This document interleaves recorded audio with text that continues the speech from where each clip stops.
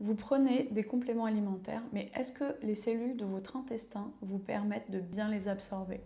Je voudrais vous parler de la qualité de vos intestins, des cellules de votre intestin et des différents moyens que vous pouvez mettre en place pour augmenter l'absorption et la santé de vos cellules intestinales. Premièrement, vous avez le butyrate. Donc le butyrate, c'est ce qu'on appelle un acide gras à chaîne courte qui est produit par le microbiote intestinal, donc les bonnes bactéries de l'intestin.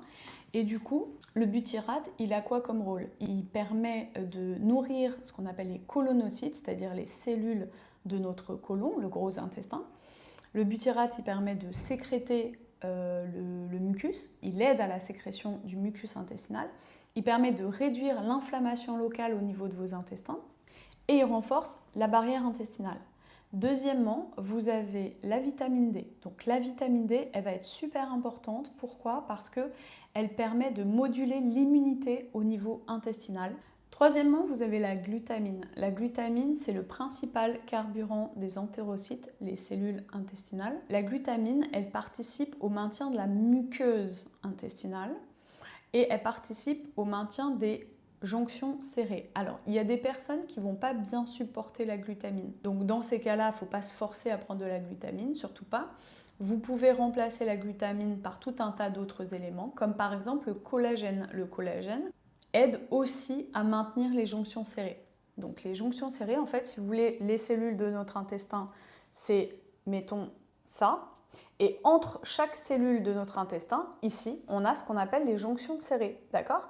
Et le phénomène de l'hyperperméabilité intestinale ou du syndrome leaky gut, en fait, c'est ça, vous voyez? Donc, tous les éléments dont je vais parler vont permettre de maintenir une meilleure perméabilité intestinale. Et donc, la vitamine D participe au maintien des jonctions serrées entre les cellules intestinales. La vitamine A, quatrièmement, elle est importante pour la différenciation des cellules épithéliales et en plus de ça, elle joue au niveau de l'immunité de la muqueuse intestinale au travers de ce qu'on appelle les immunoglobulines A. Enfin, vous avez la quercétine. Après, il y a plein d'autres éléments, mais là, je vous donne vraiment les essentiels. Vous avez la quercétine qui est un polyphénol anti-inflammatoire.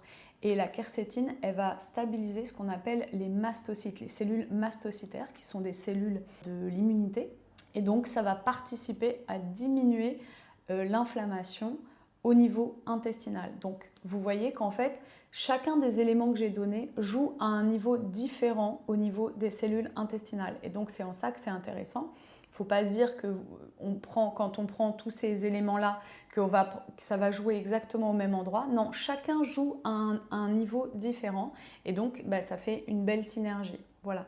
Et ça permet vraiment la réparation des cellules intestinales, ça permet de diminuer l'inflammation au niveau local, au niveau intestinal et ça permet d'avoir une meilleure absorption de ce que vous mangez, des compléments alimentaires que vous prenez. Voilà, j'espère que j'ai pu vous aider et je vous dis à bientôt.